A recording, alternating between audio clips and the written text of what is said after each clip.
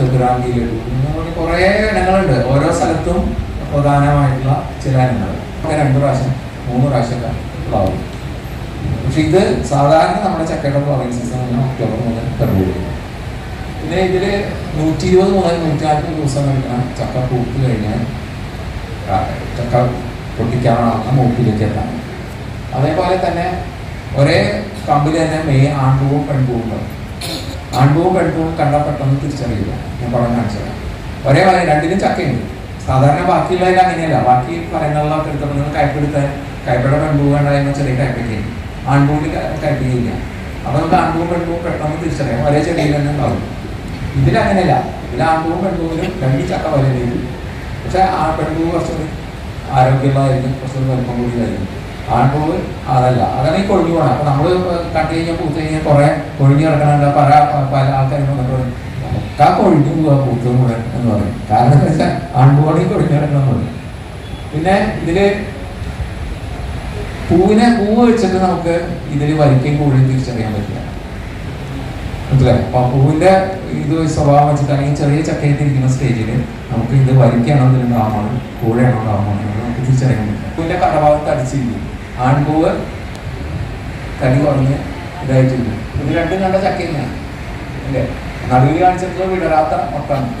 പിന്നെ ചില കൊമ്പുകളുണ്ട് വെറുതെ ഇങ്ങനെ അതിന് പൂ വരും, അതൊന്നും ഉണ്ടാവില്ല.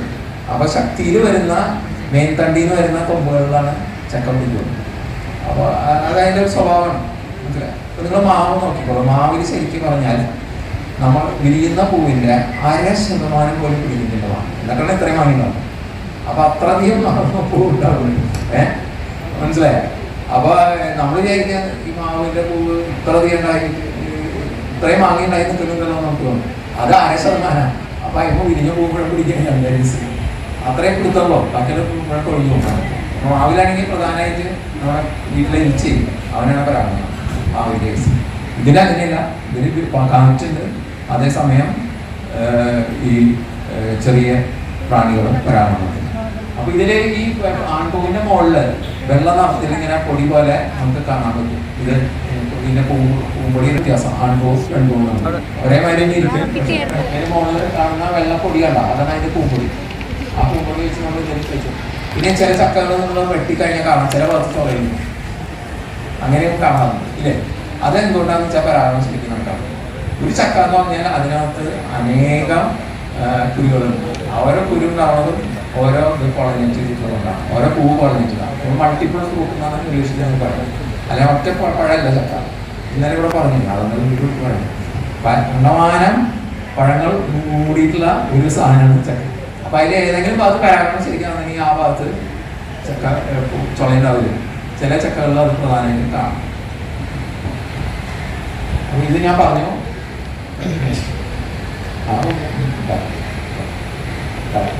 അപ്പൊ ഇതിന്റെ ചക്കയുടെ പ്രധാനമായിട്ടൊരു ചക്ക വെട്ടി കഴിഞ്ഞാൽ അതിൽ 40% നമ്മുടെ ചുളയാണ്.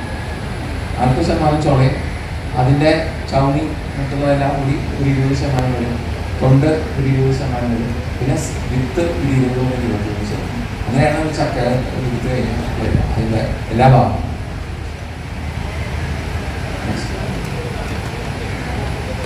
അപ്പോ ഇപ്പോൾ ഞാൻ പറഞ്ഞു ജനറ്റിക് ഡൈവേഴ്സിറ്റി നമ്മുടെ ജനതിക ശേഖരണം. എന്താണ് ഇപ്പോൾ സംഭവിച്ചുകൊണ്ടിരിക്കുന്നതെന്ന് വെച്ച് കഴിഞ്ഞാൽ പല ചക്കകളും നമ്മുടെ വെട്ടി പോയിക്കൊണ്ടിരിക്കുന്നു. കാരണം ഉയരം കൂടി കയറാൻ ആളില്ല. കയറ് മറക്കാൻ പറയുമ്പോൾ വീണ്ടും ഒരു ചെലവ് കൂടുന്നു. അപ്പോൾ അങ്ങനെ പാട്ടുകളുടെ ചക്കയുടെ ജനതീയ ശേഖരണം പ്രധാനമായിട്ട് 70കളുടെ തുടക്കത്തിൽ ഒരു ജനതീയ ശേഖരണം നടത്തിയിട്ടുണ്ട്. പിന്നെ 2008-10 കാലഘട്ടത്തിൽ. അപ്പോൾ ഈ 70കളിൽ തുടങ്ങിയപ്പോൾ എന്താണെന്ന് വെച്ച് കഴിഞ്ഞാൽ അന്ന് ചക്കയിലെ ആകെ കൂടി നമുക്ക് ഒട്ടിക്കാൻ വശം ചേർത്തൊട്ടിക്കുന്ന പരിപാടി മാത്രമേ ഉള്ളൂ ചക്കയിൽ. അപ്പോൾ വശം ചേർത്തൊട്ടിക്കാന്ന് വെച്ച് കഴിഞ്ഞാൽ ഒരു ടൗണിന് മോളിൽ കയറിയിട്ട് ചെറിയ കമ്പുമ്പോൾ പോയി വശം ചേർത്തൊട്ടിക്കാൻ തന്നെ നടക്കുന്ന കാര്യമല്ല. മനസ്സിലായോ? അപ്പോൾ നമ്മളെങ്ങനെയാണ് വശം ചേർത്തൊട്ടിച്ച് അപ്രോച്ച് ഗ്രാഫ്റ്റിംഗ് എന്നാണ് ഇംഗ്ലീഷിൽ പറയും. അത് വെച്ചിട്ട് നമ്മൾ തൈ എങ്ങനെ ഉണ്ടാക്കിയതെന്ന് ചോദിച്ചു കഴിഞ്ഞാൽ നമ്മൾ ഒരു ഗ്രാഫ്റ്റ് ചെയ്ത തൈ നട്ടിട്ട് അതിനെ കുറച്ച് വലുതാകുമ്പോൾ ചെരിച്ച് പിടിച്ച് വലിച്ച് ചോട്ടയ്ക്ക് കെട്ടിയിട്ട് അതിൻ്റെ കമ്പുകളെല്ലാം നിലത്ത് വെച്ച് നമ്മൾ ചെയ്തുകൊണ്ടിരുന്നത്. അതിനെയാണ് ഇന്നും തുടരുന്നത് അപ്രോച്ച് ഗ്രാഫ്റ്റിംഗ്. പക്ഷെ ഇത് വെച്ചിട്ട് നമുക്ക് ഒരു ജനകീയ ശേഖരം കളക്ട് ചെയ്യാൻ പോയാൽ പറ്റുന്നു. കാരണം എന്താ വെച്ചാൽ നമുക്ക് അവിടെ പോയി ആ ചക്കരക്ക് ഇത് കിട്ടും. അല്ലാതെ അതിൻ്റെ ഒട്ടിച്ച് തയ്യും കിട്ടുന്നതാണ്. പിന്നിൽ കിട്ടിയിട്ടുള്ള ഈ ജനകീയ ശേഖരത്തിന് നമുക്ക് കണ്ടിട്ടുള്ള വേരിയേഷൻസ്